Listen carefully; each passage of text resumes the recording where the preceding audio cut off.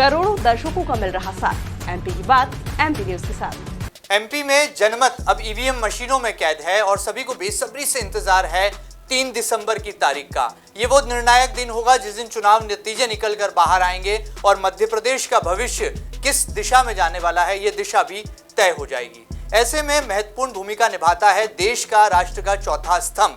जब जब चुनाव की बारी आती है लोकतंत्र के इस महापर्व में चौथे स्तंभ की भूमिका सशक्त हो जाती है। आज हम चौथे स्तंभ की पैनी नजर को भी देखेंगे और जानने समझने की कोशिश करेंगे कि मध्य प्रदेश जिसे कि हिंदुस्तान का दिल कहा जाता है वहां के चुनाव का कैसा है हाल और हवाओं का रुख कैसा चौथा स्तंभ पड़ रहा है देख रहा है। तमाम तरह की सर्जरी करेंगे, सियासी हवाओं का रुख भी जानेंगे और मतदान के प्रतिशत से लेकर अब वोटों की गिनती के क्रम में जब कुछ ही घंटों का वक्त बाकी है ऐसे में राजनीतिक विश्लेषण क्या है। देश के जाने माने पत्रकार और प्रख्यात राजनीतिक विश्लेषक इंदौर प्रेस क्लब के सम्मानित अध्यक्ष श्री अरविंद तिवारी जी हमारे साथ इस खास पेशकश में मौजूद रहेंगे। तिवारी जी आपका बहुत बहुत स्वागत है। हर बार की तरह जब जब चुनाव आता है तो अरविंद तिवारी जी की वाणी से हम सियासी सर्जरी भी करते हैं, एक बड़ा राजनीतिक विश्लेषण लेकर आपके समक्ष हाजिर होते हैं और ये जानने समझने की कोशिश करते हैं कि एमपी जहां पर 230 विधानसभा सीटें हैं वहां पर क्या है सियासी सूरत हाल। शुरुआत करते हैं अरविंद जी की सबसे पहली बेबाक टिप्पणी से। अरविंद जी, मध्य प्रदेश के चुनाव हो गए, आप ग्राउंड में रहे, आपने सियासी हवाओं को पढ़ा है, देखा है, कई प्रत्याशियों के जनसंपर्क में भी आपने रिपोर्टिंग करी मैदानी। क्या सियासी हवाएं आपको नजर आ रही हैं? देखिए महेंद्र जी, 2-3 चीजें इस चुनाव की बहुत महत्वपूर्ण है जी। एक तो इस चुनाव में मुद्दे गौण हो गए जी। बिल्कुल, राजनीतिक दलों ने पूरी कोशिश की कि चुनाव को मुद्दों पर लाए लेकिन मुद्दे गौण हो गए। उम्मीदवार प्रमुख रहे, बिल्कुल उम्मीदवार प्रमुख रहे जी। एक तो इस चुनाव की ये खासियत है जी। दूसरा ये कि जनता खामोश थी। अभी भी आप देखिए वोटिंग हो गई है, ईवीएम में उम्मीदवारों का भाग्य बंद हो चुका है, बिल्कुल, लेकिन जनता खामोश है। ये जो चर्चा है ना, ये राजनीतिक दलों के नुमाइंदों मीडिया के लोगों के बीच में चर्चा है। वोटर से हम बात करें तो वो कहता है कि मैंने तो वोट डाल दिया, मैंने तो बटन दबा दिया, बस बात आके वो यहीं पे खत्म कर देते हैं। सस्पेंस बना, ये भी सस्पेंस बना हुआ, मतलब मतदाता की ये चुप्पी भी मतलब कहीं ना कहीं किसी दिशा में कोई संकेत है। बिल्कुल। दूसरा मैंने कहा कि चुनाव बिल्कुल इशूलेस था। कोशिश हुई, कभी कांग्रेस ने कोशिश की, कभी बीजेपी ने कोशिश की। कांग्रेस ने जाति आरक्षण पे लाने की कोशिश की, ओबीसी का इशू लाने की कोशिश की, भारतीय जनता पार्टी ने राम मंदिर, सनातन, लाडली बहना, तमाम इशू को लाने की कोशिश की, लेकिन कोई भी इशू टिक नहीं पाया। मतलब वो 1-2 दिन चर्चा में रहता, उसके बाद जो है वो गायब हो जाता और मतदाताओं पे तो मुद्दों का कोई असर ही नहीं था। ऐसा लग रहा था कि मतदाता अपना मानस काफी पहले बना चुके हैं और जब उनके बीच में जाकर हम बात करते थे ना तो वो इस बार ऐसा लग रहा था कि मतदाता को सब कुछ मालूम है लेकिन वो अनजान बना हुआ है। बिल्कुल ठीक कह रहे हैं। मतलब बड़ी बात यह है कि ये चेहरों का चुनाव ज्यादा था, चेहरों का चुनाव इसमें मुद्दों की कहीं ना कहीं अभाव देखा गया, या कहा जाए मुद्दे कहीं पीछे छूट गए, चेहरे उन पर हावी हो गए। और जैसा कि अरविंद तिवारी जी बता रहे हैं, चूंकि राजनीति की तासीर को बहुत करीब से जानते हैं और राजनेताओं के एक बड़े नेटवर्क में अरविंद तिवारी जी का बोलबाला है जो किसी से छुपा नहीं है। अरविंद जी, आपको क्या लगता है इस बार भारतीय जनता पार्टी ने प्रयोग किया, सांसदों को, केंद्रीय मंत्रियों को चुनाव मैदान में उतार दिया, क्या ये रणनीति कारगर साबित हुई? और कांग्रेस जो कि शुरुआती दौर में बैकफुट पर थी लेकिन टिकटों की लिस्ट के बाद वो फ्रंट फुट पर आ गई, किस तरह से दोनों का एनालिसिस करते हैं? देखिए, निसंदेह भारतीय जनता पार्टी के लिए मध्य प्रदेश का चुनाव बहुत ही प्रतिष्ठा का प्रश्न है जी, क्योंकि 2018 के चुनाव में भारतीय जनता पार्टी को मध्य प्रदेश में अपनी सरकार खोना पड़ी। बिल्कुल ठीक है। उसके बाद सरकार जैसे तैसे भारतीय जनता पार्टी फिर सरकार में आई जी। इसलिए ये चुनाव मध्य प्रदेश का बहुत प्रतिष्ठा का प्रश्न भारतीय जनता पार्टी के लिए था। एक सीट पर उनकी स्टडी चल रही थी और चुनाव के 1 साल पहले से जिस तरह से अजय जामवाल, शिव प्रकाश जी ये लगे हुए थे, मतलब भारतीय जनता पार्टी का नेटवर्क तो काम कर रहा था, गवर्नमेंट एजेंसीज काम कर रही थी, लेकिन ये लोग भी लगे हुए थे।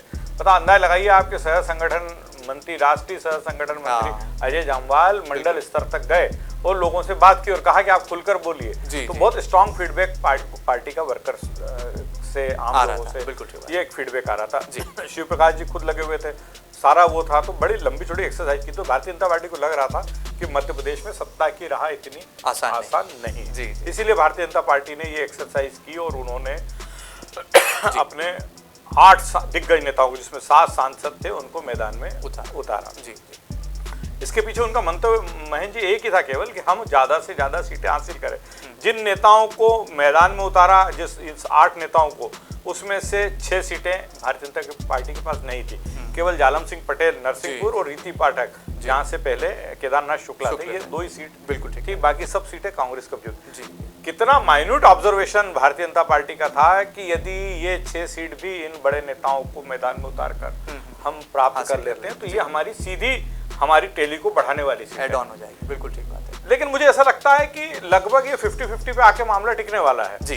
कि 4-5 सीटें भारतीय जनता पार्टी, 4 सीट मुझे लगता है कि दिग्गज नेता को लाए थे गेन कर सकती है, लेकिन 4 सीटों पर भारतीय जनता पार्टी मुझे उलझन में लग रही, खासकर राकेश सिंह, गणेश सिंह और रीति पाठक जो उम्मीदवार हैं, ये मुझे लग रहा है कहीं ना कहीं ये उलझन में है, क्योंकि जो अलग अलग जगह लोगों से बात हो रही है, मीडिया के साथियों से बात हो रही है, जो फीडबैक मिल रहा है वो ये बता रहा है कि पार्टी ने पूरी कोशिश की और पार्टी का इन लोगों को मैदान में लाने के पीछे एक मकसद और था महेंद्र जी, ये मकसद था कि भाई ये जैसे आज राकेश सिंह जबलपुर पश्चिम से चुनाव लड़ रहे हैं तो पूरे जबलपुर की सीटों पर कहीं ना कहीं इसका फायदा मिलेगा, या गणेश सिंह को, लेकिन ये लोग अपनी सीटों पर ही उलझ कर गए। देखिए आप, कैलाश विजयवर्गीय ने जरूर समय दिया, प्रहलाद पटेल ने समय दिया, हालांकि ये सब बहुत, अगर देखा जाए तो ये बहुत पार्टी के बड़े लीडर्स हैं। तो कैलाश विजयवर्गीय जाते थे, रोज 2-3 सभाएं करते थे, अपने क्षेत्र में आ जाते थे। प्रहलाद पटेल प्रदेश में घूम लेते थे। नरेंद्र सिंह तोमर भी एक सीमित दायरे में सक्रिय रहे, लेकिन बाकी नेता जो है वो अपने क्षेत्रों में उलझ करेगा। नहीं, इवन फग्गन सिंह उलझते मुझे लगता नहीं कि मंडला डिंडोरी से बाहर निकल पाए होंगे, क्योंकि वो खुद ही कितना भी बड़ा नेता हो, यदि वो खुद उम्मीदवार है तो उसके लिए पहली प्राथमिकता अपना निर्वाचन क्षेत्र हो जाता है, क्योंकि उसके लिए तो प्रतिष्ठा का प्रश्न है ना। तो वो बाद में दूसरी सीटों के बारे में सोचेगा, जब तक टिकट घोषित नहीं हुए थे।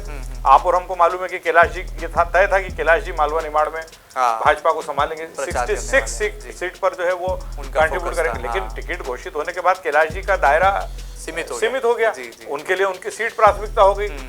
तो भारतीय जनता पार्टी को मालवा निमाड़ में जो कैलाश जी की मौजूदगी का फायदा मिलना था, वो स्वाभाविक है कि नहीं मिल पाया जितना मिल सकता। तो मेरा मतलब ये 50-50 पे रहा महेंद्र, ये जो दिग्गज बड़े नेताओं को मैदान में का मामला 50-50 पे रहा है। और कांग्रेस की अगर हम बात करें तो आपको लगता है कि कमलनाथ और दिग्विजय सिंह की जोड़ी ने क्या रणनीति इतनी बारीकी से बनाई थी कि टिकटों के ऐलान में भी बहुत सूझबूझ दिखाई, और जब टिकट हो गए तो डैमेज कंट्रोल के लिए भी कांग्रेस ने तुरंत शिकंजा कस दिया?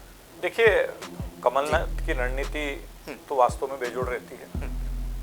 दिग्विजय सिंह पार्टी के वो लीडर हैं जो बूथ स्तर तक के कार्यकर्ता को नाम से जानते हैं। बिल्कुल ठीक है, नेटवर्क स्ट्रॉन्ग है। जब दिग्विजय सिंह की खासियत है कि वो नाम से जानते हैं, और दिग्विजय सिंह जिसके कंधे पर हाथ रख दे उसके बारे में तो कहा जाता है कि वो कांग्रेसी तो जीवन भर के लिए उनका हो गया। तो कमलनाथ की रणनीति थी, ग्राउंड लेवल पे काम किया था और उसी कारण कांग्रेस की इस बार जो उम्मीदवारों की सूची आई वो बहुत ही व्यवस्थित थी। आखिरी सूची को छोड़ दे, हम तो आखिरी सूची को लेकर जरूर थोड़े विवाद हुए और छोड़ दो। दूसरा, कांग्रेस ने जो कुछ उम्मीदवार बदलने का निर्णय लिया ना, वो मुझे अब लग रहा है कि कहीं ना कहीं पार्टी के लिए परेशानी का कारण बन गया, क्योंकि जो उम्मीदवार जिनको टिकट बदले गए वो बागी की मुद्रा में आ गए, उनको पार्टी के सीनियर लीडर्स मैदान से हटा नहीं पाए। वो अल्टीमेटली, चाहे वो राजेंद्र सिंह सोलंकी बड़नगर में हो, या श्यामलाल जोगचंद बल्लारगढ़ में हो, या प्रेमचंद गुड्डू आलोट में हो, अंतर सिंह दरबार हो, ये लोग अल्टीमेटली नुकसान तो पार्टी को ही पहुंचा रहे हैं ना।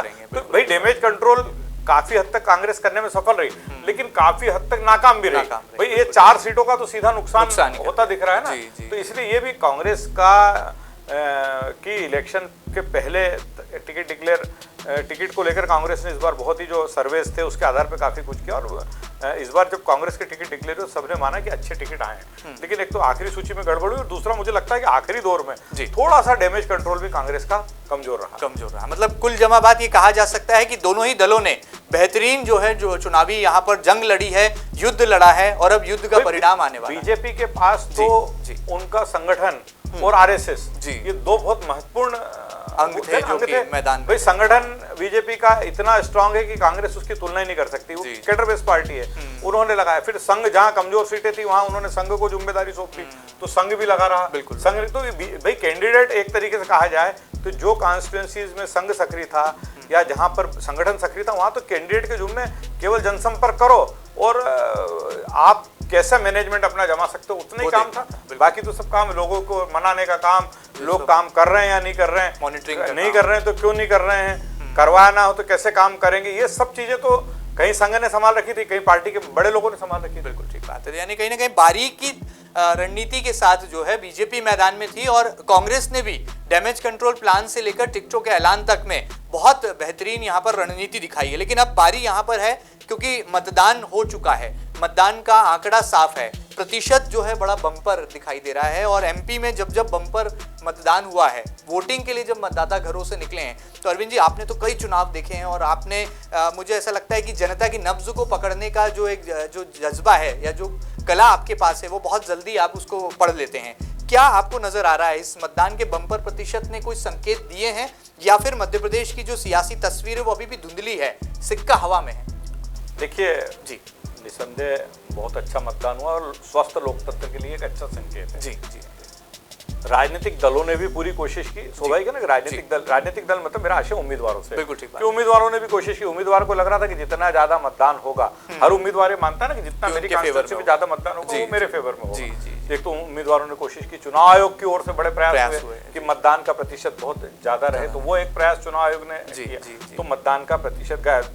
अब मतदान होने के बाद दोनों दलों का दावा है, बीजेपी का दावा है कि हमारी जो लाडली बहना जैसी लोक लुभावन योजनाएं हैं उसका उस पर ये मैंडेट है, मतदान है।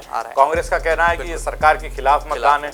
जब भी मतदान का प्रतिशत इतना ज्यादा जाता है तो कहीं ना कहीं वो सरकार के खिलाफ असंतोष का नतीजा माना जाता है। दोनों के अपने अपने दावे, लेकिन मेरा ऐसा मानना है बहुत स्पष्ट कि जो परिदृश्य में देख रहा हूँ कि मध्य प्रदेश की तस्वीर अभी भी धुंधली है।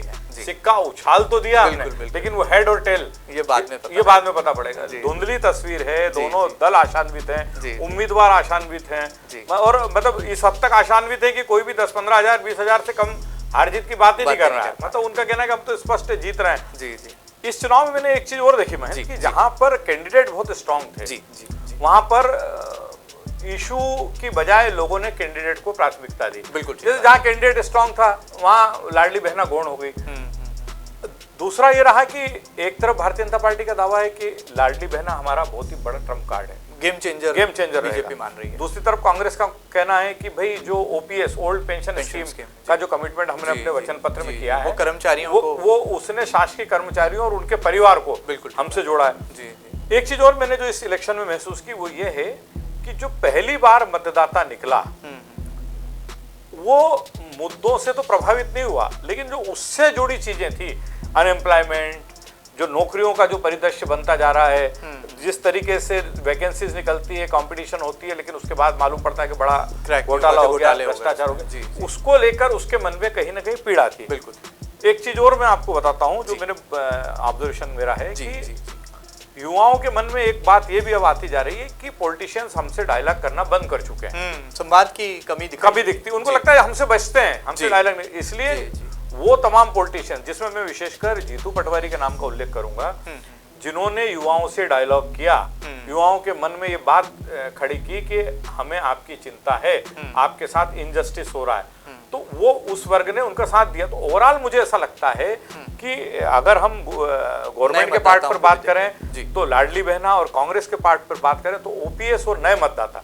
ये ऐसा था कि ये लगभग इसने एक दूसरे को काउंटर किया है। निर्णायक भूमिका में ये देखिए, हम ये बिल्कुल नहीं कह सकते हैं, और देखिए तो फिर नतीजा क्या होगा तो मतदाता बिल्कुल के मन की थाह लेना बहुत मुश्किल और उस पर बंद हो चुका। और स्वस्थ लोकतंत्र के लिए एक अच्छा भी नहीं कि हम आज यहाँ इस बात पे डिस्कस करें कि कौन जीत रहा है कौन हार रहा है, लेकिन जो है ना, जो ब्रॉड प्रोस्पेक्ट पे हम बात करें तो ये सामने आ रहा है कि लाडली बहना जो सरकार का ब्रह्मास्त्र था, वो कहीं ना कहीं ओल्ड पेंशन स्कीम और जो युवा मतदाताओं का जो रुख था उसमें मेरे को लग रहा है कि ये तीनों इशू, ये एक इशू बीजेपी का और 2 इशू जो कांग्रेस ने प्रमुखता से सामने लिए, ये लगभग इक्वल होते नजर आ रहा है। बड़ी बात है। यहाँ पर एक बात ये भी है कि एंटी इनकम्बेंसी का एक ऐसा फैक्टर था जिस पर बार बार कांग्रेस बात कर रही थी। सत्ता विरोधी लहर, इसका सामना भी सत्तारूढ़ दल भारतीय जनता पार्टी को करना है, इसमें जरा भी इनकार नहीं किया जा सकता। लेकिन यदि लाडली बहना का जादू चलता है तो कांग्रेस का ये जो वचन पत्र है, ये जो ट्रम्प कार्ड है, ये कितना काम आता है, ये हमें 3 दिसंबर की शाम तक पता लग जाएगा। आज ही मेरी सुबह भारतीय जनता पार्टी के एक सीनियर लीडर से बात हो रही थी, तो उनका कहना था, उन्होंने बहुत खुले तौर पे स्वीकारा कि यदि हमारा ट्रम्प कार्ड लाडली बहना चल गया तो हम 135 से लेकर 140 सीट के बीच में मध्य प्रदेश में गेन करेंगे। लेकिन यदि ये ट्रम्प कार्ड नहीं चला तो हम 105 पे आके टिक जाएंगे। बीजेपी के लीडर भी स्वीकार है। कांग्रेस का कहना है कि ये हमारे दोनों मुद्दे, ओल्ड पेंशन स्कीम और नए वोटर्स पे हमने जो फोकस किया था, और इसके साथ साथ एंटी एस्टैब्लिशमेंट, जो सरकार के प्रति लोगों की नाराजगी थी, जी, जी। जो भारतीय जनता पार्टी के मंत्रियों के प्रति, विधायकों के प्रति जो नाराजगी थी, उसका हमें सीधा फायदा मिल रहा है। यदि ऐसा होता है तो हम 125 से 135 सीट के बीच में मध्य प्रदेश में ले आएंगे, ये कांग्रेस के नेताओं का भी कहना है। बड़ी बात है, यानी कि हाई रिस्क पॉलिटिकल गेम है, सिक्का जरूर हवा में है लेकिन स्टेडियम में चारों तरफ शोर सुनाई दे रहा है, क्योंकि कारण साफ है, मुकाबला इतना बेहतरीन है कि अंतिम ओवरों में जाकर जो है पूरे मैच का स्कोर, कौन जीता कौन हारा, ये तय कर पाना बड़ा मुश्किल नजर आ रहा है। और आगे बढ़ते हैं, मैं आपके पास मालवा, निमाड़, महाकौशल, विंध्य तक आऊं, लेकिन उससे पहले एक सवाल मेरे जहन में आया है। अगर हम स्टार फेसेस की बात करें तो कांग्रेस के लिए 2 बार प्रियंका गांधी का मालवा निमाड़ में आना, सभा लेना और सभा के बाद लगातार प्रहार करना और सीधे प्रधानमंत्री नरेंद्र मोदी को निशाने पर लेना, वहीं प्रधानमंत्री नरेंद्र मोदी का इंदौर आना जो कि राजनीति का सबसे बड़ा हलचल भरा केंद्र है और वहां पर रोड शो करना, क्या आपको लगता है कि ये चुनाव राहुल बनाम मोदी से ज्यादा प्रियंका बनाम प्रधानमंत्री नरेंद्र मोदी नजर आ रहा है, और ये स्टार फेसेस का कितना इंपैक्ट आप देख रहे हैं कि पॉलिटिकली नीचे तक गया है? देखिए, निसंदेह महेंद्र, ये चुनाव तो नरेंद्र मोदी बनाम प्रियंका गांधी का ही चुनाव था। जी, जी। कांग्रेस को भी कहीं ना कहीं ये महसूस हुआ कि राहुल गांधी की तुलना में प्रियंका गांधी उसके लिए ज्यादा मददगार सिद्ध हो सकती है। इसीलिए आपने देखा कि राहुल गांधी की तुलना में प्रियंका गांधी के मध्य प्रदेश में दौरे ज्यादा हुए। कांग्रेस ने कोशिश की कि हम उनको ऐसे क्षेत्रों में ले जाएं जो ज्यादा प्रभावित करते हैं, जैसे मोहन खेड़ा लाए तो वो धार, झाबुआ, पूरा आदिवासी बेल्ट पर, बड़वानी बेल्ट को प्रभावित करता था। इंदौर लाए, इंदौर में एक बड़ा एरिया माना जाता है कि इंदौर से मध्य प्रदेश की हवा का रुख पता चलता है, बदलता है ये। फिर सांवेर लाए कि भाई आसपास की 8-10 ग्रामीण सीटों पर, तो बहुत ही सुनियोजित रणनीति के तहत ये काम कांग्रेस ने किया। भारतीय जनता पार्टी में भी आपने देखा होगा कि इस बार बड़े नेताओं को शहरों की बजाय, खासकर नरेंद्र मोदी को शहरों की बजाय वो ऐसी सीट्स पे ले गए कि जैसे नीमच ले गए, झाबुआ ले गए, ग्रामीण अंचल कि वो एक सीट से एक बड़ा एरिया कवर हो, 7-8 सीट को वो कवर करे, तो वो उस रणनीति पे उन्होंने काम किया। लेकिन नो डाउट इस बार प्रियंका गांधी जो है वो कांग्रेस के लिए बहुत मध्य प्रदेश में मददगार सिद्ध होने वाली है। उनका जो बातचीत का लहजा है, उनका जो भाषण है, वो अब वहाँ के लोकल लोगों से अपने को जोड़ना है, उस अंचल से अपने को जोड़ना, इंदिरा गांधी से जुड़ी बातों को ताजा करना, कहीं ना कहीं वो सारे इश्यूज ऐसे थे जो कांग्रेस को बहुत फायदा दे सकते हैं। इसलिए कि कांग्रेस के पास तो अगर देखा जाए तो कांग्रेस का कैंपेन प्रियंका गांधी, राहुल गांधी, मल्लिकार्जुन खड़गे, कमलनाथ और दिग्विजय सिंह, ये बड़े नेता थे। ये उसमें लगे तो रणदीप सुरजेवाला तो मैनेजमेंट में रखे रहे पूरे समय, तो इसलिए उनपे केंद्रित था। भारतीय जनता पार्टी के पास तो लंबी फौज थी, मोदी थे, नड्डा थे, अमित शाह थे और लंबी फौज थी उनकी। उनके पास लीडर फडणवीस, कई केंद्रीय मंत्री आते गए, तो वो चलता रहा। तो इसलिए कांग्रेस ने जहां प्रियंका पर सारा फोकस किया, उनका ज्यादा से ज्यादा लाभ लेने की कोशिश की, वहीं भारतीय जनता पार्टी ने मोदी पर ही सारा फोकस। आपने देखा होगा प्राइम मिनिस्टर का जो भाषण रहता था उसका सार आखिरी में ये होता था कि आप किसी की ओर मत देखिए, आप तो केवल नरेंद्र मोदी की तरफ देखिए, मोदी की गारंटी, भाजपा का भरोसा, ये एक नारा भी बनाया। ये उन्होंने कहा कि भाई मेरी गारंटी है, क्योंकि देखिए बीजेपी के पास बहुत स्ट्रांग होमवर्क था। उनको मालूम था कि मध्य प्रदेश में सरकार के खिलाफ एंटी इनकम्बेंसी है, शिवराज सिंह चौहान से नाराजगी है, तो ऐसी स्थिति में मास्टर स्ट्रोक खेलना था उनको, और वो मास्टर स्ट्रोक खेला। चुनाव में तो सब जायज रहता है, उन्होंने वो मास्टर स्ट्रोक खेला। बिल्कुल ठीक बात है, यानी कि मोदी के नाम पर ये चुनाव भारतीय जनता पार्टी ने लड़ा है, तो वहीं कांग्रेस की तरफ से किला लड़ाती नजर आई प्रियंका गांधी। बहरहाल ये देखना होगा कि घमासान कितना जोरदार था और इसका अंत परिणाम क्या निकल कर आता है, ये 3 दिसंबर को तय हो जाएगा। अब हम आगे बढ़ते हैं। अगर मध्य प्रदेश को अलग अलग प्रांतों में अंचलवार हम देखें तो मालवा निमाड़, हम जब से पत्रकारिता कर रहे हैं हम ये लिखते आए हैं कि सत्ता की स्क्रिप्ट तो मालवा निमाड़ ही लिखेगा, मध्य प्रदेश की सत्ता का रास्ता मालवा निमाड़ से तो हो करके जाएगा। तो 66 सीटों पर आपको क्या दिखाई देता जब आप मैदान में गए, जनता से रूबरू हुए, प्रत्याशियों के बीच आपने जनसंपर्क को बहुत बारीकी से ऑब्जर्व किया, आपको पब्लिक फीडबैक क्या नजर आता है और पॉलिटिकल एनालिसिस आपका मालवा निमाड़ को लेकर बड़ी बेबाकी के साथ क्या होगा? देखिए, मालवा निमाड़ में 66 यानी 66 कॉन्स्टिट्यूंसी जी, और पिछली बार यहाँ से 3 निर्दलीय चुनाव जीते थे, बुरहानपुर, सुसनेर और एक और 3 जगह से निर्दलीय उम्मीदवार चुनाव, शेरा भैया, विक्रम सिंह राणा, और एक और कोई निर्दलीय जीते, 3 निर्दलीय उम्मीदवार, केदार डाबर भगवानपुरा से 3 निर्दलीय उम्मीदवार जीते थे। शेरा और केदार डाबर तो इस बार कांग्रेस को उम्मीदवार हो गए। तो पिछली बार जो मुझे हो सकता है मैं 1 सीट के अंदर से कि 32-29 था और उसके अलावा 3 निर्दलीय जीते थे, है ना। जब उपचुनाव हुए तो ये आंकड़ा उलट हो गया। 32 या 33 सीट भारतीय जनता पार्टी को और कांग्रेस 29 पे आ गई। मालवा निमाड़ महेंद्र मुझे इसके इर्द गिर्द ही जाता दिख रहा है वापस। भारतीय जनता पार्टी को जैसी उम्मीद थी कि हम मालवा निमाड़ में बहुत गेन कर लेंगे, 35+ चले जाएंगे, 40 पे कैच कर लेंगे, लेकिन वैसा मुझे होता नहीं दिख रहा। इसके पीछे कारण ये कि जो भारतीय जनता पार्टी की जो आखिरी सूची आई, उम्मीद ये की जा रही थी कि मध्य प्रदेश में भारतीय जनता पार्टी इस बार उम्मीदवार चेहरे बदलेगी जी, और करीब 60-65 उम्मीदवार को बदल देगी, लेकिन भारतीय जनता पार्टी 32 पे आके टिकी। उसमें उसका बहुत बड़ा असर मालवा निमाड़ की सीटों पर हुआ। तो मालवा निमाड़ मुझे ऐसा लगता है कि भारतीय जनता पार्टी 28 से 30 सीट के बीच में रहने वाली है जी।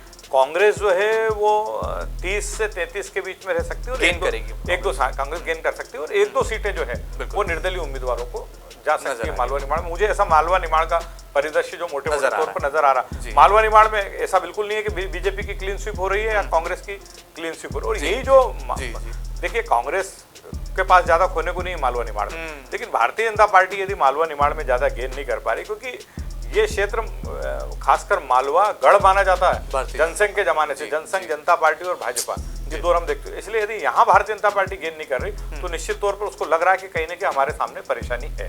आपने निर्दलियों का जिक्र किया, मैं निर्दलीय कुछ और याद दिला दूं। बुरहानपुर से इस बार हर्षवर्धन चौहान मैदान में है, धार से राजीव यादव मैदान में है। बहुत भूमिका इस बार निर्दलियों की है। हर्षवर्धन बुरहानपुर में है और उन्होंने वहां पे चुनावी लड़ाई में कांग्रेस को और दूसरे दलों को भी, वहां ये कहा जा रहा है कि अभी आज की स्थिति में हर्षवर्धन आगे हैं, बिल्कुल अर्चना चिटनिस उनके पीछे हैं, शेरा उनके पीछे, और एक AIMIM द्वारा समर्थित उम्मीदवार है वो। हम धार की बात करें तो 2 बागी लड़ रहे हैं, दोनों ही मतलब वजनदार बागी है भाई। राजीव यादव भाजपा के बागी और कुलदीप बुंदेला कांग्रेस के बागी, और दोनों 10+ के मुंह माने जा रहे हैं कि 10+ तो ये लाएंगे। तो वहां भी बड़ी महत्वपूर्ण भूमिका है। अंतर सिंह दरबार पूरे प्रदेश में चर्चा का विषय है कि भाई उन्होंने जो है वहां पे चुनाव उषा ठाकुर और अंतर सिंह दरबार के बीच में हो रहा है। हालांकि कांग्रेस के नेताओं का दावा है कि रामकिशोर शुक्ला, जिनको भैया जी के नाम से जाना जाता है, उस क्षेत्र में उन्होंने अंतिम दौर में आते आते अपनी स्थिति को बहुत सुधारा और वो समीकरण वहां के बदल सकते, लेकिन अभी मोटे तौर पे ऐसा सीन कहीं नजर नहीं आ रहा। मल्हारगढ़ में बहुत श्यामलाल जोगचंद वो बहुत ही वहां उसने कांग्रेस की हालत खराब कर रखी है। कांग्रेस बड़नगर में राजन सिंह लड़ रहे हैं, वो जावद में जहाँ ओम प्रकाश सकलेचा उम्मीदवार है वहाँ भाजपा से पूर्ण अहिर चुनाव लड़ रहे हैं। आलोट से खुद प्रेमचंद गुड्डू चुनाव लड़ रहे हैं, वहाँ उन्होंने कांग्रेस की स्थिति खराब कर दी। तो देखिए ये जो 6-7 बागी है ना, ये बड़ी इनकी महत्वपूर्ण भूमिका रहने वाली है। हाँ, मतलब एक तो ये कि हार जीत का फैसला जी भारतीय जनता पार्टी का उम्मीदवार जीतेगा या कांग्रेस का जीतेगा, ये तो तय हो गया कि तो निर्दलियों को प्राप्त होने वाले मतों से ही तय होगा। लेकिन ऐसा भी जब कहा जा रहा है, ऐसी भी प्रेडिक्शंस हैं कि निर्दलीय भी मालवा निमाड़ से जीत सकते हैं। यदि वो निर्दलीय जीते तो आप ये तय मानिए कि सरकार बनवाने में उनकी महत्वपूर्ण भूमिका होगी। और मैं आपको आज ये जानकारी दे रहा हूँ कि दोनों राजनीतिक दलों ने, चाहे वो कांग्रेस हो या भाजपा हो, जिन उम्मीदवारों को बारे में लग रहा है कि इनके पक्ष में अच्छी संभावना है, उन पर लॉबिंग शुरू कर दी है कि कहीं जैसा भी हो उनसे डायलॉग एक शुरू कर दिया है ताकि एक संवाद का सिलसिला शुरू। चलिए, बड़ी बात है। सियासत की यही तासीर है कि जहां पर संपर्क होता है उसके बाद समाधान निकाला जाता है और बाद में इसी समाधान से सत्ता की राह को आसान बना लिया जाता है। बहरहाल हमने मालवा निमाड़ की 66 सीटों का विश्लेषण जाना। आगे बढ़ते हैं। ग्वालियर और चंबल में 34 सीटें आती हैं। अरविंद तिवारी जी, आप लगातार दौरे कर रहे हैं, आपने तो ग्वालियर में बहुत करीबी से देखा है, और जहां पर केंद्रीय मंत्री ज्योतिरादित्य सिंधिया, केंद्रीय मंत्री नरेंद्र सिंह तोमर, ऐसे बड़े दिग्गजों की प्रतिष्ठा दांव पर है, और दिग्विजय सिंह की सूझबूझ भरी कूटनीति और रणनीति भी वहां पर लगाई गई है कांग्रेस की तरफ से। ये जोर, ये टक्कर 34 सीटों में कैसी मुकाबला आपको नजर आ रहा है? देखिए, मुझे मोटे तौर पर ये लग रहा है जी कि पिछली बार शायद भारतीय जनता पार्टी को बहुत बुरी स्थिति का सामना करना पड़ा था और 7 या 8 सीट सिमट गई मिली थी। उसके बाद उपचुनाव में जरूर उनके उम्मीदवार जीते बड़े थे। मुझे ऐसा लग रहा है कि भारतीय जनता पार्टी जो है, देखिए उस क्षेत्र के जो मीडिया के साथी हैं उनसे मेरा लगातार संवाद हो रहा है, वहाँ जो पार्टियों के अलग अलग प्रतिनिधि हैं उनसे बात हो रही है, और जो लोग उस क्षेत्र की तासीर को समझते हैं, जिनको वहाँ का भूगोल, गणित और जातीय समीकरण मालूम है, उनसे बात हो रही है। वो स्पष्ट तौर पे कह रहे हैं कि हमारे यहाँ संभावना भारतीय जनता पार्टी के लिए बहुत अच्छी नहीं है। हालांकि 2 दिग्गज नेता नरेंद्र सिंह तोमर और ज्योतिरादित्य सिंधिया ने एड़ी चुटी का वहाँ जोर लगा दिया, लेकिन वो पिछले चुनाव में जो आंकड़ा रहा उसके मुख्य चुनाव में, 2018 के चुनाव की बात कर रहा हूँ, वो उसके आसपास ही वहाँ के नतीजों को दिखा ले जा रहे हैं। लेकिन एक बात जो वहाँ को लेकर सामने आ रही है कि बसपा वहाँ गेन कर रही है, ग्वालियर चंबल में 2 या 3 सीट बसपा के खाते में आ सकती है, जा सकती है और 1 आध सीट सपा को जा सकती है, ऐसा वहाँ लोगों का आकलन सामने आ रहा है। चलिए बड़ी बात है। ये ग्वालियर और चंबल का वो इलाका है जहां पर बिहड़ इलाका इसे माना जाता है। वहां पर ये भी माना जाता है कि उत्तर प्रदेश की सियासी हवाओं का असर भी है। जातिवाद समाजवाद की बात बहुत हद तक होती है, इसलिए समाजवादी पार्टी और बहुजन समाज पार्टी अपना खाता खोलने में कामयाब हो सकती है, ऐसा कहना है देश के जाने माने राजनीतिक विश्लेषक वरिष्ठ पत्रकार श्री अरविंद तिवारी जी का। आगे बढ़ते हैं सर, महाकौशल की बात करें तो 38 सीटों का ये पूरा खेल है यहाँ पर, और महाकौशल एक ऐसा इलाका है जिसको लेकर कमलनाथ सुपर कॉन्फिडेंट नजर आते हैं और बीजेपी यहाँ पर नई रणनीति नया प्रयोग लेकर आई है। सांसद मैदान में है, अभिलाष पांडे भारतीय जनता युवा मोर्चा के पूर्व अध्यक्ष हैं, राकेश सिंह मैदान में है। आपको क्या लगता है सियासी गुणाभाग गणित आपका क्या कहना है? महाकौशल में मुझे लगता है कि कांग्रेस कुछ खास गेन नहीं करने जा रही है। ओके जी, कांग्रेस की सफलता इसी में रहेगी कि ये वो जो प्रेजेंट स्टेटस है उसको बरकरार रख ले, यही कांग्रेस की सफलता रहेगी। महाकौशल में कांग्रेस गेन करने की स्थिति में नहीं दिख रही है। ये बिल्कुल स्पष्ट है कि महाकौशल में देखिए भारतीय जनता पार्टी ने महाकौशल को इस बार टारगेट बनाया था। जी आपने देखा होगा कि चाहे वो छिंदवाड़ा हो, सिवनी हो, बालाघाट हो, लगातार फोकस चलता रहा। जबलपुर शहर है, कटनी है, नरसिंहपुर है, ये सब। और देखिए अब नरसिंहपुर में प्रहलाद पटेल चुनाव लड़ रहे हैं, तो नरसिंहपुर, सिवनी, छिंदवाड़ा उनका पुराना कार्यक्षेत्र, बालाघाट, तो कहीं ना कहीं ये चीजें असर। लेकिन कांग्रेस ने वहाँ पूरी कोशिश की, अच्छे उम्मीदवार भी दिए, लेकिन कांग्रेस वहाँ गेन नहीं कर पा रही। जो नो प्रॉफिट नो लॉस की नो प्रॉफिट नो लॉस, तो उसमें कितना मतलब वो अपनी स्थिति को कांग्रेस बरकरार भी रख पाती है या कुछ सीट कम होती है या बढ़ी भी, तो लोग कह रहे हैं कि बहुत नॉमिनल चेंज रहेगा देखने को। बाकी वहाँ पे कांग्रेस अभी प्रेजेंट स्टेटस मेंटेन कर ले, ये बड़ी चुनौती है कांग्रेस। चलिए बड़ी बात है, कंफ्यूजन की स्थिति है फिलहाल महाकौशल में, और ये कहा जा सकता है कि फिलहाल मुकाबला ऐसा बराबरी का है कि कांग्रेस यदि अपनी पुरानी सीटों को बचा ले तो वही उसके लिए बड़ा एक उपलब्धि यहाँ पर मानी जा सकती है। बहरहाल आगे बढ़ते हैं। विंध्य की अगर हम बात करें तो विंध्यवासिनी का इलाका, मैयर वाली शारदा मैया का इलाका, और ऐसा माना जाता है कि वहां पर सियासत जब शुरू होती है तो माई का नाम लिया जाता है, तो 30 सीटों का गुणा भाग है। आपको क्या लगता है, क्या हवा है आपके संकेतों के रूप में क्या नजर? देखिए भारतीय जनता पार्टी पिछली बार 26 सीट जीती थी जी, और अजय सिंह राहुल जैसे दिग्गज नेता, राजेंद्र सिंह जैसे दिग्गज नेता चुनाव हार गए थे, एक तरफा रहा था मामला। इस बार विंध्य को लेकर मेरे 2 प्रेडिक्शन हैं। एक तो मुझे लग रहा है कि विंध्य में भारतीय जनता पार्टी की सीट कुछ कम हो रही है, लगभग 6 से 8 या 9 सीट कम होती नजर आ रही है। दूसरा, बसपा कुछ गेन कर रही है वहाँ पे। जैसे देवतालाब सीट जहाँ से विधानसभा अध्यक्ष उम्मीदवार हैं और उनका मुकाबला उनके भतीजे से हो रहा पद्मेश से, वहाँ पर लोगों का कहना है कि यहाँ पर बसपा गेन कर सकती है, क्योंकि विंध्य में देखिए जातीय समीकरण के मान से देखें तो ओबीसी बहुत हावी है। कुर्मी पटेल जो वोट है वहाँ के, वो बड़े महत्वपूर्ण है, और दूसरे ब्राह्मण है। ये भी फीडबैक आया कि जो राहुल गांधी ने उस क्षेत्र में पार्टी कांग्रेस के इलेक्शन कैंपेन के दौरान जिस तरीके से ओबीसी के इशू को बहुत आगे बढ़ाया, उससे जो कांग्रेस लग रहा था कि इस बार कांग्रेस का एक सर्टन परसेंटेज वोटर्स का वो कांग्रेस के पक्ष में आएगा, ब्राह्मणों का। लेकिन वो ऐसा लग रहा है कि थोड़ा छिटका है। वहां पे देखिए क्लियर बिल्कुल मामला है, ओबीसी बनाम जो है ब्राह्मण सवर्ण है ना, राजपूत है, लेकिन बहुत कम प्रतिशत है, तो वो लग रहा मुझे। लेकिन तो भी मुझे लग रहा है कि वहां पर बीजेपी नुकसान में, बीजेपी के लीडर्स भी ये मान रहे हैं। भाई देखिए जहां आप बहुत हाइट पे पहुंच गए थे, अब आप 30 में से 26 सीट ले आए, तो उसको 28 करना तो मुश्किल है, और वो जो सारे फैक्टर्स हैं वो अपनी जगह है। इसलिए मुझे लगता है कि वहां पे 7 से 9 सीट के बीच में भारतीय जनता पार्टी की कम हो सकती, समझौता करना पड़ेगा। क्योंकि मुझे एक बात याद आ रही है कि 2018 में माई के लाल का भी एक नारा खूब चला था, और शिवराज सिंह चौहान के एक भाषण को सोशल मीडिया पर वायरल किया गया था। पूरे देश में बंद जैसी स्थिति थी, एट्रोसिटी एक्ट के खिलाफ नारेबाजी हो रही थी, और उस वक्त जो है विंध्य ने इतना अच्छा परफॉर्मेंस दिया था बीजेपी के पर्सपेक्टिव। विंध्य और ग्वालियर चंबल मिला लिया जाए, ग्वालियर चंबल इसी इशू के कारण कांग्रेस के साथ गए थे, और विंध्य में जो है वो भारतीय जनता पार्टी को सीधा फायदा। बिल्कुल, लेकिन एक यहाँ पर एक चेहरा है नारायण त्रिपाठी का, वो बहुत सुर्खियों में रहता है, कभी कमलनाथ के पाले में रहे, बीजेपी की विचारधारा को समर्थन देते रहे, और अब नई पार्टी। तो लगता है आपको ये टेंशन क्रिएट करेगा कांग्रेस और बीजेपी दोनों के लिए विंध्य इलाके में? देखिए सतना जिले की कुछ सीटों पर नारायण त्रिपाठी दोनों दलों के लिए परेशानी का कारण बन सकते हैं, खासकर मैहर जैसी सीट पर वहां पर वो परेशानी का कारण बन सकता है। लेकिन चूंकि वो बहुत लेट हो गए थे, नारायण त्रिपाठी बहुत लेट हो गए थे, तो जीतने वाली स्थिति में तो जीतने वाली स्थिति में। दूसरा ये कि भाई आप अगर नया राजनीतिक दल गठित कर रहे हो तो आपको पांव जमाने के लिए तो समय लगेगा, पांव जमाने के लिए समय नहीं मिलेंगे तो आप कितना मैदान में कितना सक्रियता दिखा पाएंगे। चलिए बड़ी बात है, यहाँ पर टेंशन जरूर कांग्रेस बीजेपी का है, लेकिन एक बात तय है कि विंध्य की हवाओं से ही तय होता है कि आने वाले कल में सियासी आहट क्या सुनाई देने वाली है। आगे बढ़ते हैं, मध्य क्षेत्र की बात करें तो सर 36 का आंकड़ा है और इस 36 के आंकड़े को लेकर बीजेपी सुपर कॉन्फिडेंट है कि ये तो हमारा गढ़ है और जहां से हमारे मुख्यमंत्री चेहरे यानी कि शिवराज सिंह चौहान आते हैं, वो सीहोर जिला, वो बुधनी विधानसभा, जहां पर जो है शिवराज का मैजिक चलता है। क्या आपको लगता है ये मैजिक कायम है एंटी इनकम्बेंसी फैक्टर के बावजूद भी? नहीं, मुझे लग रहा है कि मध्य क्षेत्र भाजपा के पक्ष में रहेगा जी। मध्य क्षेत्र जिसमें भोपाल, विदिशा, रायसेन, होशंगाबाद, हरदा ये जिले आते हैं, ये राजगढ़, ये मुझे लगता है कि ये कांग्रेस, यहाँ पर कांग्रेस के लिए ज़्यादा संभावना नहीं है, भाजपा के पक्ष में रहेगा। देखना केवल इतना है कि भाजपा यहाँ कितना गेन और कर पाती है, क्योंकि कांग्रेस ने यहाँ पूरी कोशिश यही की थी कि हम भाजपा जहां है वहीं उससे रोकें या उससे कुछ कम पे ले जाएं।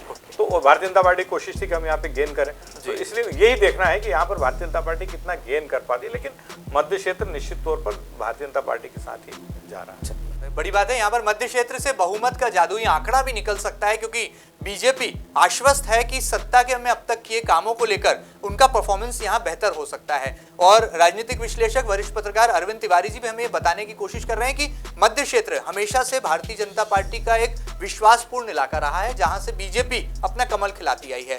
बुंदेलखंड की सर अगर हम बात कर ले तो 26 सीटों का ये पूरा गुणा भाग है। आपको संकेतों में क्या तस्वीर यहाँ पर उकरती नजर आ रही है, क्योंकि ये वो इलाका है जहाँ सर उत्तर प्रदेश की हवाओं का असर भी है और योगी जी की सभाओं का असर भी है और बुंदेलखंड को लेकर अलग अलग दावे भी हैं। देखिए, मोटे तौर पर यदि हम बुंदेलखंड के सिनेरियो पे बात करें, छतरपुर, टीकमगढ़, सागर, पन्ना, दमोह, ये मुख्य बुंदेलखंड के जिले हैं। यदि हम निवाड़ी भी अब शामिल हो गए, हम इनके समीकरण पे यदि हम बात करें तो यहाँ दोनों दलों के पक्ष में बराबरी की संभावना बनी हुई। देखिए, भारतीय जनता पार्टी के कई कैंडिडेट्स या कई जो सिटिंग एमएलएस थे उनके खिलाफ एंटी इनकम्बेंसी का माहौल रहा, तो कांग्रेस के लोगों से भी वहाँ कुछ ज़्यादा लोग बहुत खुश नहीं है। लेकिन कुछ चीज़ें जैसे ना, वो मुझे लगता है कि जैसे अंतिम दौर में राजनगर की जो घटना हुई है, उसने पूरे छतरपुर जिले के सिनेरियो को चेंज कर दिया होगा निश्चित तौर पर, कि जब कोई इस तरह का बड़ा घटनाक्रम चुनाव के दौरान आ जाए तो उसका निश्चित तौर पर फायदा मिलता है। वैसे जो राजनीतिक विश्लेषक हैं और जो बुंदेलखंड की राजनीति को बहुत बारीकी से समझते हैं, उनका कहना है कि चाहे वो टीकमगढ़ हो या पन्ना हो, टीकमगढ़, छतरपुर, पन्ना, और ये तो चूंकि विष्णुदत्त शर्मा की कॉन्स्टिट्यूंसी खजुराहो का ही एक हिस्सा है, इसलिए बीजेपी का वहाँ बहुत फोकस भी। लेकिन वहाँ मतलब जो लग रहा था ना कि भारतीय जनता पार्टी के कैंडिडेट्स को बदल देगी, वैसा नहीं हो पाया। जो पन्ना में जो प्रहलाद लोधी हैं, जिनके बारे में कहा जा रहा था जो मुकेश नायक के सामने चुनाव लड़ रहे हैं कि उनका टिकट चेंज हो जाएगा, वो नहीं हो पाया। नहीं हुआ। यदि देखिए वहाँ का परिदृश्य तो मुझे 50-50 पे लग रहा है कि बुंदेलखंड का। लेकिन मुझे लगता है कि भारतीय जनता पार्टी यदि उम्मीदवारों के चयन में थोड़ी सतर्कता रखती, कुछ चेहरे बदल देती, काफी कोशिश की उसने वहाँ बदले, लेकिन बदल देती तो बुंदेलखंड की भी तस्वीर हमको कुछ बदली हुई नजर आती। लेकिन मैं अभी वहाँ वो बुंदेलखंड को बराबरी पर 50-50 पे देख रहा हूँ। चलिए, बड़ी बात है, 50-50 पर बुंदेलखंड का आना ये संकेत देता है कि मध्य प्रदेश में हुए विधानसभा चुनाव फिलहाल तो बराबरी पर नजर आ रहे हैं, लेकिन अलग अलग कयास लगाए जा रहे हैं। पत्रकारिता जगत अपना आकलन रख रहा है। एक बड़ा पहलू यहाँ पर उभर कर आया सोशल मीडिया के जमाने में कि सट्टा बाजार का आकलन भी बहुत हद तक सुर्खियों में छा गया। हम देख रहे हैं सर, टेलीविजन की हेडलाइंस में सट्टा बाजार के आंकड़े आ रहे हैं, अखबारों की सुर्खियां बन रही हैं। गैर कानूनी सट्टा बाजार अखबारों में सुर्खियां बन रहा है, चैनल्स पर चल रहा है। तो आपका इस पर क्या टिप्पणी है? विभाग आपकी क्या राय है? क्या सट्टा बाजार पर विश्वास किया जा सकता है, क्या ये फिर फेक आंकड़े? देखिए, इसमें तो कोई, जैसे मैंने आपसे कहा कि सट्टा तो पूरी तरह गैर कानूनी है, हमें उसको हतोत्साहित करना चाहिए। लेकिन सट्टा बाजार के पॉलिटिकल प्रेडिक्शंस, मेरा जो अब तक का अनुभव रहा है, क्योंकि वो ग्राउंड लेवल पे वर्क करते हैं, वो बहुत छोटे गांव से करते हैं, उनकी टीम है जिसको कहा जाए ना, उनका सर्वे नेटवर्क है, उनका नेटवर्क, सटोरियों का नेटवर्क बड़ा मजबूत माना जाता है। तो उनके पास जो इन्फॉर्मेशन आती कहीं ना कहीं वो सत्यता के लगभग नजदीक रहती है। अभी जो लेटेस्ट आया है सट्टे बाजार का जो प्रेडिक्शन आया है, या जिसपे वो सट्टा खाना या दाव लगाना की जो बातें चल रही है, वो कह रहे हैं कि भाई मध्य प्रदेश में जो है वो 106 से 107 सीट भारतीय जनता पार्टी को मिल रही है, 115 से 117 सीट कांग्रेस को मिल रही है। लगभग सारे सट्टा बाजार के जो प्रेडिक्शन है, फलोदी का थोड़ा सा हो सकता है, कम सीटें कांग्रेस को दे रहा हो, 1-2 सीट भाजपा को ज्यादा दे रहा हो, लेकिन सारे सट्टा बाजार के प्रेडिक्शन एक जैसे आ रहे हैं और वो ये संकेत दे रहे हैं कि क्लोज फाइट है मध्य प्रदेश। जो अभी आपकी और हमारी बात हुई उसका भी निष्कर्ष यही आ रहा है कि मध्य प्रदेश में क्लोज फाइट है। अब क्लोज फाइट में भी लोग ये बात बोलते हैं कि यदि 5-7 सीटों का वो रहा तो भारतीय जनता पार्टी जो है उसके सरकार बनाने की संभावना मजबूत हो सकती है, क्योंकि भारतीय जनता पार्टी हमने जो देखा 2020 में कि जोड़ तोड़ में उनकी कोई जोड़ नहीं है जी, जी। तो वो उनके पक्ष में हो सकता है। लेकिन अभी तक जो जा रहा है मध्य प्रदेश में लगभग 10 से 12 सीटों की बढ़त कांग्रेस की बताई जा रही है। और जो हमने क्षेत्रवार भी विश्लेषण किया महेंद्र, यदि हम उनको बहुत सीटवार भी जाएं हम, तो कहीं ना कहीं हमको ऐसा लग रहा है कि सीन लगभग उसी के आसपास नजर आ रहा है। 116 को पाने के लिए तड़प रही हैं दोनों दल। बिल्कुल 116 को पाने के लिए दोनों दल तड़प रहे हैं। और दूसरी बात मैंने आपसे कही कि यदि लाडली बहना चल गया तो फिर तो बम्पर है और यदि लाडली बहना नहीं चला और सरकार के खिलाफ नाराजी, भारतीय जनता पार्टी के खिलाफ नाराजी या शिवराज सिंह चौहान को लेकर जो लोगों के मन में था वो यदि चला, एंटी इनकम्बेंसी फैक्टर चला, तो फिर बॉर्डर लाइन वो बिल्कुल यही। ठीक बात। चलिए, बड़ी बात है, या तो बम्पर आएगा या बॉर्डर लाइन आएगा, लेकिन मध्य प्रदेश की जनता ने इतनी सूझबूझ दिखा दी है, मतदान का ऐसा प्रतिशत बाहर निकल कर आया है कि कंफ्यूजन क्रिएट हो गया है। और यह भी माना जा सकता है कि देश का चौथा स्तंभ बारीक निगाहें टिकाकर जरूर बैठा है, लेकिन इंतजार 3 दिसंबर की सूरज की पहली किरण का है, जब स्ट्रांग रूम के ताले खुलेंगे, ईवीएम मशीनें बाहर आएंगी और मतगणना धीरे धीरे क्रमवार आगे बढ़ेगी। तब तस्वीर हमें ये पूरी उकरती हुई नजर आएगी। एक सवाल सर, जाते जाते आपका एक समय और लूंगा, थोड़ा सा 2 मिनट का। हम देख रहे हैं कि आपने कहा जोड़ तोड़ और कहा कि जादुई आंकड़ा बहुमत का, तो ऐसे में चुनाव तो शिवराज बनाम कमलनाथ ही हुआ है, लेकिन भूमिकाएं 2 बड़े नेताओं की उभर कर आ रही है। एक है बीजेपी के चाणक्य केंद्रीय गृह मंत्री अमित शाह, दूसरे हैं कांग्रेस के चाणक्य पूर्व मुख्यमंत्री दिग्विजय सिंह। अगर ऐसी स्थिति बनी तो क्या लगता है अमित शाह यहाँ पर क्या फॉर्मूला लगाएंगे और दिग्विजय सिंह उनके नेटवर्क का कितना लाभ कांग्रेस को दिला पाएंगे? देखिए, दिग्विजय सिंह ने तो अपने प्रयास शुरू कर दिए हैं। ओके जी। जो बातें सामने आ रही है कांग्रेस के नेताओं के माध्यम से कि दिग्विजय सिंह ने तो अपने प्रयास शुरू कर दिए। कुछ लोगों से कमलनाथ भी डायलॉग कर रहे हैं और कुछ लोगों के लिए जो जिनसे वो लोग प्रभावित हैं उन्हें जिम्मेदारी सौंपी। अमित शाह की जो भूमिका है, अमित शाह ने आपने देखा होगा कि जब उम्मीदवारों, कई बीजेपी के लोग जो बागी थे वो अपनी उम्मीदवारी वापस लेने को तैयार नहीं थे, तो अमित शाह करीब 1.5 दिन इंदौर में रहे थे। उन्होंने 1-to-1 कैंडिडेट से बात की थी और उनसे कहा कि भाई आप लोग वापस करिए। उसका कितना असर हुआ तो हम नहीं कह सकते, रंजना बघेल मान गई और भी कुछ जगह जो है ऐसा दिखाई पड़ा। तो निश्चित तौर पर मध्य प्रदेश भारतीय जनता पार्टी के लिए प्रतिष्ठा का प्रश्न है। स्थानीय जो बागी यदि जीतने की स्थिति में होते तो निश्चित तौर पर वो चाहेंगे कि उनसे उनका कमिटमेंट पार्टी के किसी बड़े लीडर को, अब नरेंद्र मोदी से तो ये कमिटमेंट हो नहीं सकता। तो अमित शाह जो है एक विकल्प, अमित शाह को आज भी भारतीय जनता पार्टी के व्यक्ति मानता है कि वो संगठन के व्यक्ति हैं, तो वो अमित शाह से अपने आप को, अच्छा दूसरा है कि ये बीजेपी के लीडर भी मानते हैं यदि अमित शाह किसी को कोई बात बोल दे तो वो उसकी बात टालता नहीं। जैसे हर्षवर्धन सिंह चौहान को जब उन्होंने बुलाया था उम्मीदवारी वापस लेने के लिए, तो उन्होंने क्या कहा कि नहीं अभी तो आप मुझे आशीर्वाद दीजिए, है ना, लेकिन मैं जीत, बोले मैं आपकी पार्टी के उम्मीदवार हार रही, मैं जीत रहा हूँ, लेकिन जीतने के बाद मैं आपके पास आऊंगा। तो इसलिए अमित शाह की बहुत महत्वपूर्ण भूमिका मध्य प्रदेश में रहने वाली। चलिए, बड़ी बात है, घमासान जरूर शिवराज बनाम कमलनाथ है, लेकिन बाद की भूमिकाएं तय करेंगे केंद्रीय गृह मंत्री भाजपा की तरफ से अमित शाह और कांग्रेस की तरफ से दिग्विजय सिंह, क्योंकि मैदानी नेता हैं। और ये कहा जाता है कि जब जोड़ तोड़ की बारी आती है, समर्थन लेने की बारी आती है, तो इनकी सियासी सूझबूझ और सियासी अनुभव का लाभ दोनों ही दल उठा लेते हैं। जाते जाते सर, ये बड़ी पेशकश थी, चुनाव और चौथा स्तंभ। आपने कई चुनाव कवर कर लिए, इस चुनाव में बहुत दिलचस्प, बहुत रोचक किस्सा जो कि आप हमारे दर्शकों के साथ जाते जाते साझा करना चाहेंगे, क्योंकि मध्य प्रदेश की ऑलमोस्ट लगभग सभी सीटों पर आपका संपर्क है, संवाद है।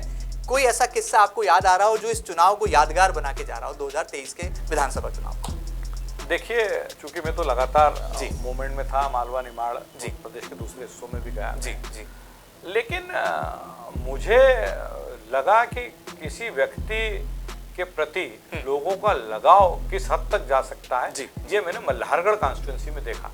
श्यामलाल जोगचंद जो वहां से टिकट के दावेदार थे, कांग्रेस ने उनको टिकट नहीं दिया, परशुराम सिसोदिया को टिकट दिया निर्दलीय मैदान में। लेकिन नामांकन भरने के दिन से लेकर मतदान करवाने तक जो लोगों का हुजूम श्यामलाल के साथ था, मतलब उसने बता दिया है कि भाई राजनीतिक दल ठीक है, अपनी जगह है, सब है, लेकिन यदि किसी उम्मीदवार के प्रति लोगों का मानस बना हुआ है तो फिर लोग पूरी निष्ठा के साथ दलीय निष्ठा छोड़कर और उसके साथ उसको देते हैं। तो मतलब मेरे को बड़ा वो लगा। देखिए, मध्य प्रदेश के पूरे चुनाव में हमने देखा कि ये भीड़ भरा चुनाव था ही नहीं इस बार। हमने बड़े बड़े नेताओं की सभाएं देख ली जिसमें भीड़ ही नहीं आई, और कई कैंडिडेट्स ने तो मना कर दिया कि आप हमारे नेताओं की सभाएं मत करवाइए क्योंकि हमारा 1-1.5 दिन खराब होता है। लेकिन वो जो निर्दलीय उम्मीदवार के प्रति ठीक वैसा ही जो है महू में भी देखा बिल्कुल कि महू में अंतर सिंह दरबार का टिकट कटा, टिकट नहीं मिला, एक सहानुभूति की लहर, सहानुभूति जो हुजूम उनके साथ महू की सड़कों पर निकला, वो तो मतलब देखिए ना आपकी, अभी तक हम देखते थे कि पॉलिटिकल पार्टीज के लोगों के साथ भीड़ निकलती थी, लेकिन वो अंतर सिंह दरबार के साथ जो भीड़ थे, हाँ जो भीड़ निकली, या श्यामलाल के साथ हुजूम था, जो भीड़ निकली, या जावरा में जीवन सिंह शेरपुर के साथ, देखिए आप ये जो क्राउड है इस बार मध्य प्रदेश के इलेक्शन में, क्राउड की अगर बात करें तो निर्दलीय उम्मीदवारों के साथ ज्यादा रहा, और लोगों ने राजनीतिक दलों में जिस निष्ठा से काम करते हैं उससे ज्यादा निष्ठा के साथ निर्दलीय उम्मीदवार के लिए काम किया, क्योंकि उसको उस पर भरोसा था। बड़ी बात है। तो इस मध्य प्रदेश के 2023 के चुनाव में इंडिपेंडेंट कैंडिडेट्स एक निर्णायक भूमिका में है, और उनको कितना लाभ इसका आने वाले कल में मिलता है जरूर भविष्य के गर्त में है, लेकिन इतना कहा जा सकता है कि बागियों ने मध्य प्रदेश की सियासी बगिया में सेंध लगा दी है, और कारण भी साफ है कि अब दोनों दल उनसे संपर्क साध रहे हैं, क्योंकि जिसके साथ होंगे बागी उसकी सरकार बनने का डंका भी बजने वाला है। बहरहाल इंतजार कीजिए आप भी 3 दिसंबर का, क्योंकि अब कुछ ही घंटों का वक्त बाकी है जब मतगणना का क्रम शुरू होगा, वोटों की गिनती की तस्वीर साफ होगी, और जैसा कि हमें बता रहे थे वरिष्ठ पत्रकार इंदौर प्रेस क्लब के सम्मानित अध्यक्ष अरविंद तिवारी जी की किस तरह से एक धुंधली तस्वीर जनता ने उकेरी है, जिसको पूरा करना तो जो है 3 दिसंबर की तारीख का इंतजार ही करना पड़ेगा। लेकिन मध्य प्रदेश के नक्शे में जितने गुना भाग और जितने जोड़ और जितने मोड़ आ रहे हैं, वो तमाम मोड़ में दोनों तरफ से मुकाबला जोरदार है, रोचक मुकाबले हैं, और चुनाव कांटे की टक्कर का माना जा रहा है। एक तरफ एंटी इनकम्बेंसी का फैक्टर है, तो दूसरी तरफ कांग्रेस के वादे और इरादे हैं। Ladli Behna BJP game changer मान रही है, तो ओपीएस और ओबीसी आरक्षण का वादा कांग्रेस गेम चेंजर मानकर चल रही है। देखना होगा कि आने वाले कल में क्या वाकई में चौथे स्तंभ की ये सटीक विश्लेषण, सटीक बेबाकी आपको पसंद आती है, क्या यही चुनाव नतीजों में तब्दील हो पाती है। आपके मन में भी यदि कोई विचार है और कोई है प्रतिक्रियाएं, तो हम तक जरूर पहुंचाइएगा, और ये खास संवाद, खास बातचीत आपको कैसी लगी हमें ये भी बताइएगा। हम बहुत बहुत शुक्रिया अदा करेंगे, हमारे साथ जुड़े थे वरिष्ठ पत्रकार राजनीतिक विश्लेषक श्री अरविंद तिवारी जी। ताजा तरीन खबरों के लिए कहीं मत जाइएगा, लगातार बने रहिएगा आपके अपने न्यूज चैनल एमपी न्यूज के साथ। फिलहाल दीजिए इजाजत, नमस्कार। एमपी की नब्ज, एमपी का हाल, मध्य प्रदेश की हर खबर एमपी न्यूज टीवी के साथ। लगातार खबरों के लिए सब्सक्राइब करें हमारा YouTube channel MP news TV. Latest updates के लिए बेल आइकन दबाना जरा भी न भूलें।